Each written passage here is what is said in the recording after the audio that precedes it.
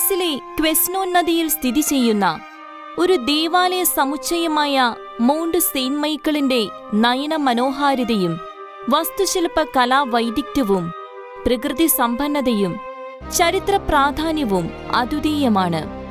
400 hectare വിസ്തീർണമുള്ള ദ്വീപിന്റെ ഏറ്റവും വലിയ സവിശേഷതയും ആകർഷണവുമായ ആകാശചുംബിയായി ഉയർന്നു നിൽക്കുന്ന വിശുദ്ധ മിഖായേലിന്റെ രൂപം ദ്വീപിന്റെ ചരിത്ര പാരമ്പര്യങ്ങളിലേക്ക് വെളിച്ചം വീശുന്നതാണ്.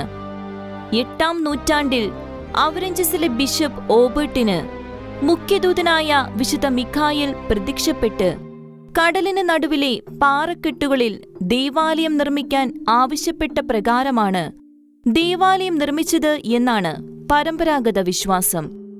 ക്രമേണ ഒരു ബെനഡിക്റ്റൈൻ ആശ്രമവും ദ്വീപിൽ രൂപപ്പെടുകയുമുണ്ടായി. വേലിയേറ്റ വേലിയിറക്കങ്ങൾക്കനുസരിച്ച് വെള്ളത്തിലും കരയിലുമായി സ്ഥിതി ചെയ്യുന്ന ദ്വീപ് സന്ദർശിക്കാനെത്തുന്ന സഞ്ചാരികൾ കോട്ടമതിലിനുള്ളിലെ പടവുകൾ കയറി ദേവാലയത്തിന്റെ ചരിത്രത്തിലും നൂറ്റാണ്ടുകളുടെ അതിജീവനത്തിലും അത്ഭുതം കൊള്ളുന്നത് പതിവാണ്.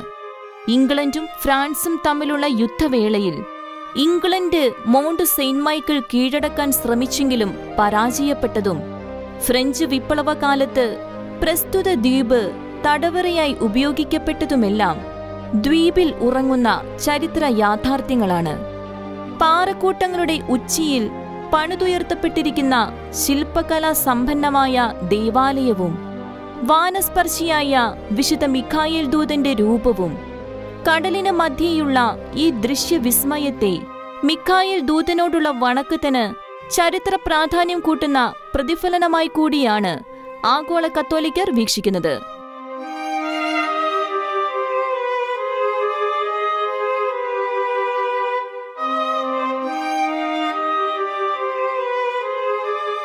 Church desk, ഷെക്കന news.